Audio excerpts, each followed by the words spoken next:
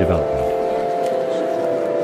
You will have gathered from yesterday's study how important it is to develop a feeling of fellowship, which means overcoming all regard for your own ego if you wish to penetrate more deeply into the spiritual life.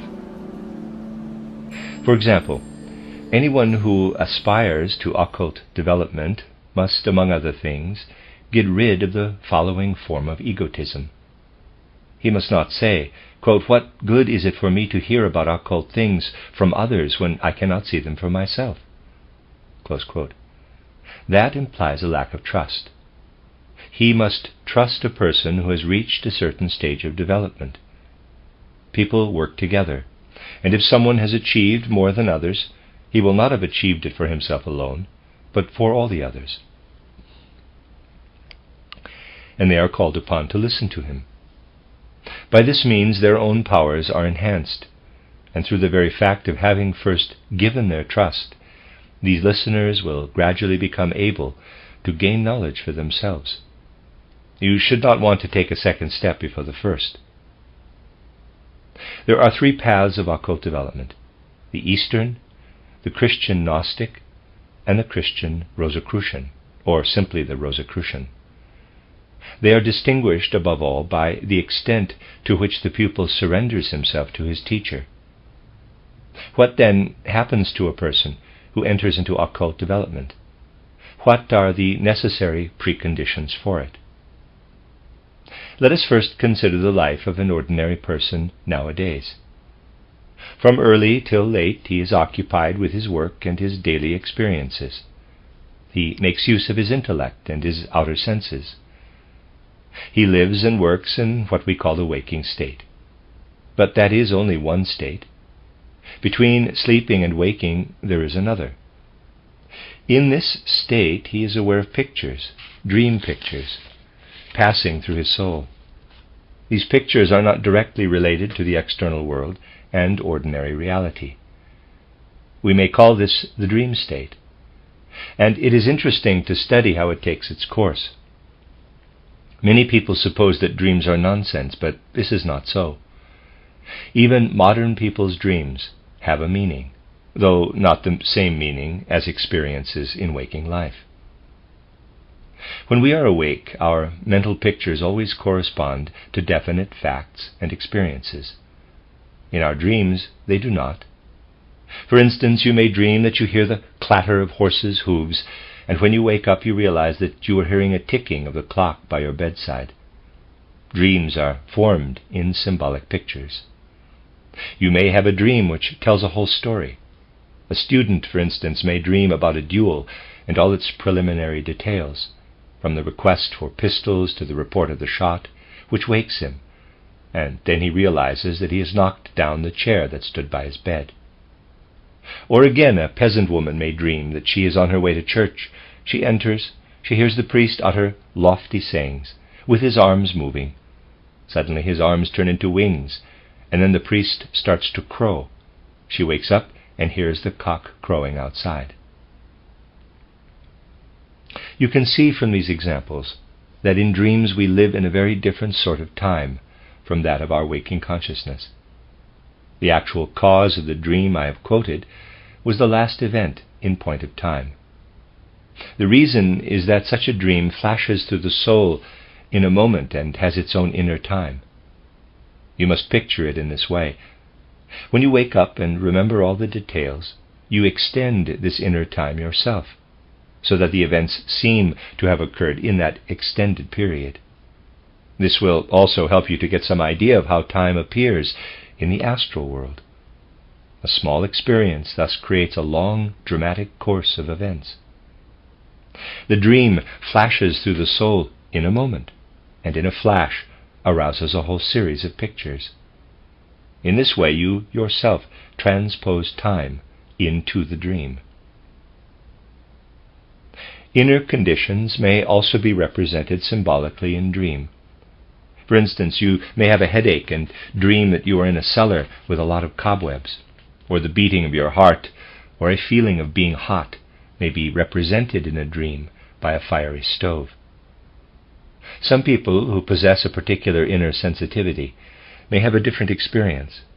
They may dream, for instance, that they are in an unhappy situation. Here the dream is prophetic, a symbol of some latent illness which will come out in a few days' time.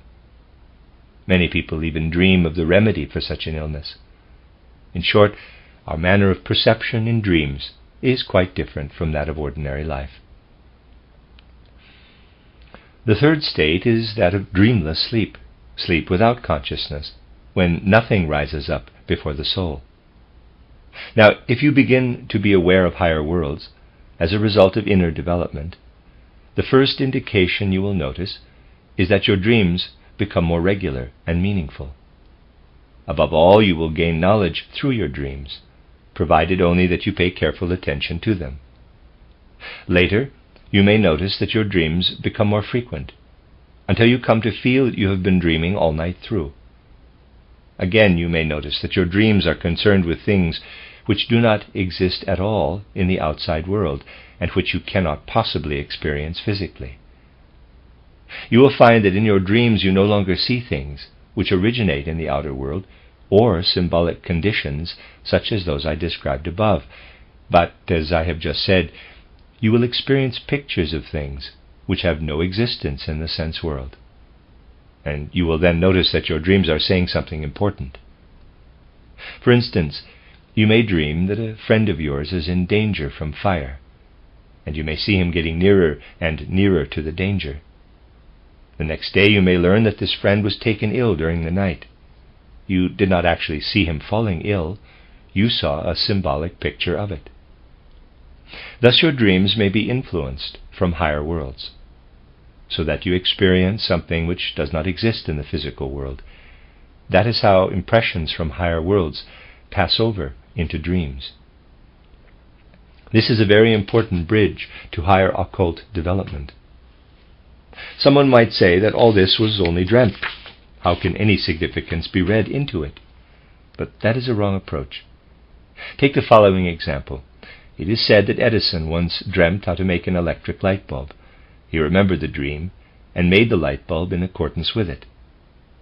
Suppose someone had then come along and said, quote, "The lamp is no good, it was only a dream," close quote. You can see that what matters is not the mere fact of dreaming, but whether the dream has significance for life. Quite often, dreams of this sort go unheeded because we fail to notice them. But it is just these delicate points that we should attend to, and then we shall make progress. Later comes a stage when the nature of reality is disclosed to the pupil in dream, and he can then test the dream by the reality. When he has advanced so far that he has the whole picture world present before him in daylight, and not only during sleep, he is then able to analyze with his intellect whether what he sees is true. This means that it is wrong to use dream pictures as a foundation for wisdom. The pupil must wait for them to enter into his daytime experience. If he exercises conscious control over them, a stage is soon reached when the pupil not only sees what is physically present, but can truly perceive the astral element in a person, his soul and his aura. He then learns to understand what the shapes and colors in the astral body signify, what passions, for example, they express. So he learns gradually to spell out, as it were, the soul world. But he must always realize that everything there is in symbolic form. It might be objected that if you see symbols only, some particular event might be symbolized by all sorts of images, and you could never be sure that a given image has a consistent meaning. But when you reach a certain stage, one image always does stand for one thing, just as in the ordinary world one object is always represented by the same mental concept. For instance, you will find that a given passion is always represented for everyone by the same image. The important thing is to learn how to read the images correctly. Now you can understand why the sacred books of all religions tend to speak almost entirely through symbolic images. Wisdom, for example, may be described as light. The reason is that to anyone who is occultly developed, the wisdom of man and other beings always appears as astral light. Passions appear as fire. The ancient religious documents do not tell only of things on the physical plane, but also of events on higher planes. They owe their origin to seers and are concerned with higher worlds. Hence they have to speak to us in pictures. Everything narrated from the Akashic record has, for the same reason, been presented in pictures of this kind. The next condition experienced by the pupil is called continuity of consciousness. When an ordinary person is completely withdrawn from the sense world in sleep, he is unconscious. This is no longer so with a pupil who has reached the stage just mentioned. By day and by night he lives in an uninterrupted state of fully clear consciousness, even when his physical body is at rest. After some time, the pupil's entry into a new but quite specific state of consciousness is marked by the fact that sounds and words are added to the images. The images speak to him in an intelligible language. They tell him what they are without any possibility of deception. These are the sounds and speech of Devachan, the music of the spheres. Everything speaks forth its own name and its relation to other things. This comes in addition to astral sight, and it marks the seer's entry into Devachan. Once a person has reached this Devachanic state, the lotus flowers, the chakras or wheels, begin to revolve at specific places in the astral body, turning like the hands of a clock from left to right. These are the sense organs of the astral body, but their mode of perception is an active one. The eye, ye, for example, is at rest. It allows the light to enter and only then perceives it. The lotus flowers, on the other hand, perceive only when they are in motion and take hold of an object. The vibrations caused by the revolving lotus flowers bring them into contact with the astral substance, and that is how perception on the astral plane occurs. What are the forces which activate the lotus flowers, and where do they come from? We know that during sleep, the exhausted forces of the physical and etheric bodies are restored by the astral body. By its inherent regularity, it can make up for irregularities in the physical and etheric bodies. It is these forces, normally used for overcoming fatigue, which animate the lotus flowers. When a person enters on occult development, he is thus really withdrawing certain forces from his physical and etheric bodies. If these forces were to be withdrawn permanently from the physical body, he would fall ill. He would find himself utterly exhausted. If he does not want to injure himself, morally as well as physically, he must therefore find something to replace these forces. There is a general rule which we must remember. Rhythm restores power. Here you have an important occult principle. Most people today lead lives devoid of any regular rhythm, especially as regards their thoughts and their behavior. Anyone who allowed the distractions of the outer world to gain a hold on him during occult development would be unable to avoid the dangers to which his physical body would be exposed by the withdrawal of these forces of renewal. Hence he has to strive to introduce a rhythmic element into his life.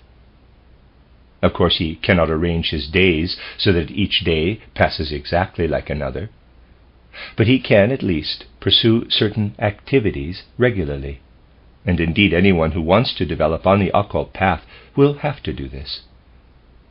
Thus he should, for example, do certain meditation and concentration exercises at a chosen time every morning.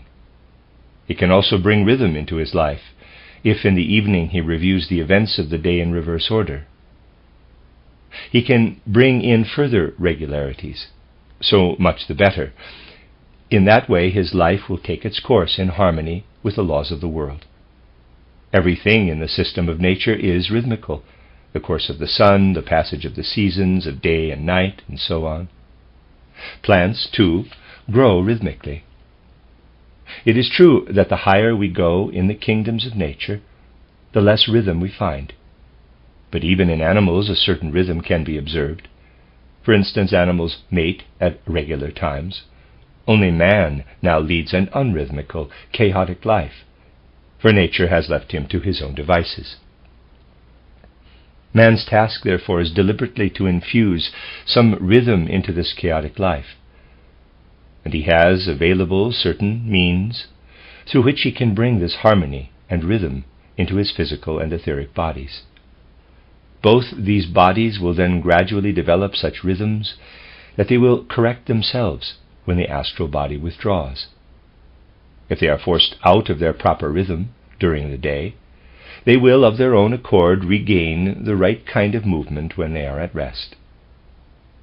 The means available consist in the following exercises, which must be practiced in addition to meditation. Number 1, thought control. This means preventing, at least for a short time every day, all sorts of thoughts from drifting through the mind, and bringing a certain ordered tranquility into the course of thinking. You must take a definite idea, set it in the center of your thinking, and then logically arrange your further thoughts in such a way that they are all closely linked with the original idea. Even if you do this for only a minute, it can be of great importance for the rhythm of the physical and etheric bodies. Number 2, initiative in action. You must compel yourself to some action, however trivial, which owes its origin to your own initiative, to some task you have laid on yourself. Most actions derive not from your own initiative, but from your family circumstances, your education, your calling, and so on. You must therefore give up a little time to performing actions which derive from yourself alone. They need not be important. Quite insignificant actions fulfill the same purpose. Number 3, tranquility. Here the pupil learns to regulate his emotions so that he is not one moment over the moon and the next down in the dumps. Anyone who refuses to do this for fear of losing his originality in action or his artistic sensibility can never go through occult development. Tranquility means that you are master of yourself in the most intense pleasure and in the deepest grief. Indeed, we become truly receptive to the joys and sorrows of the world only when we do not egotistically give ourselves over to them. The greatest artists owe their greatest achievements precisely to this tranquility, because through it they have opened their eyes to subtle and inwardly significant impressions. Number 4, freedom from prejudice. This, the 4th characteristic, sees good in everything and looks for the positive element in all things. Relevant to this is a Persian legend told of Christ Jesus. One day Christ Jesus saw a dead dog lying by the wayside. He stopped to look at the animal while those around him turned away in disgust. Then Jesus said, quote, "What beautiful teeth the dog has," close quote. In that hideous corpse he saw not what was ugly or evil, but the beauty of the white teeth. If you can acquire this mood, you will look everywhere for the good and the positive, and you will find it everywhere. This has a powerful effect on the physical and etheric bodies. Number 5, faith. Next comes faith, which in its occult sense implies something rather different from its ordinary meaning. During occult development, you must never allow your judgment of the future to be influenced by the past. Under certain circumstances, you must exclude all that you have experienced hitherto, so that you can meet every new experience with new faith. The occultist must do this quite consciously. For instance, if someone comes up to you and tells you that the church steeple is crooked and has swung round to an angle of 45 degrees, most people would say, "Well, that's impossible." The occultist must always leave a loophole of belief open. He must go so far as to believe everything that he encounters in the world, otherwise he bars the way to new experiences. You must always be open to new experiences. By this means your physical and etheric bodies will be brought into a condition which may be compared with the contented mood of a broody hen. Number 6. Inner balance. This is a gradual, natural outcome of the other 5 qualities. It comes about by itself when they are consistently practiced. The pupil must keep these 6 qualities in mind, take his life in hand, and be prepared to progress slowly, remembering the proverb about steady drops of water wearing away a stone. Now, if anyone acquires higher powers through some artificial means without attending to all this, he will be in a bad way. In ordinary life today, the spiritual and the physical are intermingled, somewhat like a blue and yellow liquid in a glass of water. Occult development sets going a process rather like the work of a chemist who separates the 2 liquids. Soul and body are separated in a similar way. But this means that the benefits of the mingling are lost. An ordinary person, in whom the soul stays in close relation to the body, is not subjected to the passions, which are too grotesque or extreme. But as a result of the separation I have been talking about, the physical body with all its attributes may be left to itself, and this can lead to all manner of excesses. Thus a person who has embarked on occult development but has not taken care to cultivate moral qualities may manifest certain traits which he would not otherwise exhibit. He may suddenly become a liar, vengeful, quick to anger. All sorts of characteristics which had previously been toned down may appear in a violent form. This may happen even if someone who has neglected moral development becomes unduly absorbed in the teachings of theosophy. We've seen that the human being must first pass through the stage of spiritual sight, and only then comes to the stage of spiritual hearing. While he is still at the first stage, he has, of course, to learn how the images are related to their objects. He would find himself plunged into the stormy sea of astral experiences if he were left to fend for himself. For this reason, he needs a guide who can tell him from the start how these things are related, and how to find his bearings in the astral world. Hence the need to find a guru on whom he can strictly rely. In this connection, 3 different ways of development can be distinguished. Number 1, the Eastern way, also called yoga. Here an initiated person, living on the physical plane, acts as the guru of another, who entrusts himself to him completely and in all details. This method will go best if during his occult development the pupil eliminates his own self entirely and hands it over to his guru, who must even advise him on every action he may take. This absolute surrender of one's own self suits the Indian character, but there is no place for it in European culture. Number 2, the Christian way. Here, in place of individual gurus, there is one great guru, Christ Jesus himself, a leader and guide for all humanity. The feeling of belonging to Christ Jesus, of being one with him, can take the place of surrender to an individual guru. But the pupil has first to be led to Christ by an earthly teacher, so that in a certain sense he still depends on this teacher or guru on the physical plane. Number 3, the Rosicrucian way, which leaves the pupil with the greatest possible independence. The guru here is not a leader but an advisor. He gives directions for the necessary inner training. At the same time, he takes good care that, parallel with occult training, there is a definite development of thinking, without which no occult training can be carried through. This is because thinking has a characteristic not possessed by anything else. When we are on the physical plane, we perceive with the physical senses only what is to be found on that plane. Astral perceptions are valid for the astral plane. Devachanic hearing is valid only in Devachan. Thus each plane has its own specific form of perception.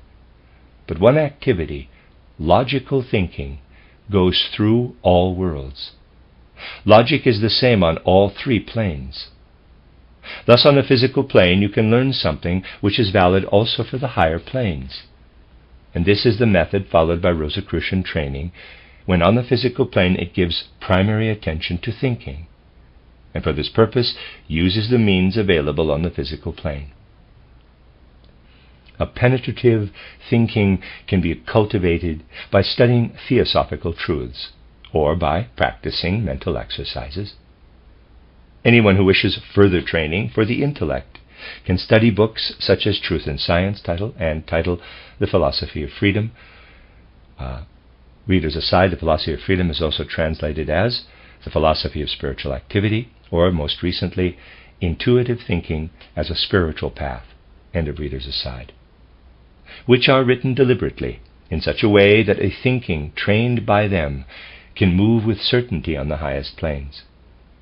Even a person who studies these books and knows nothing of theosophy might find his way about in the higher worlds.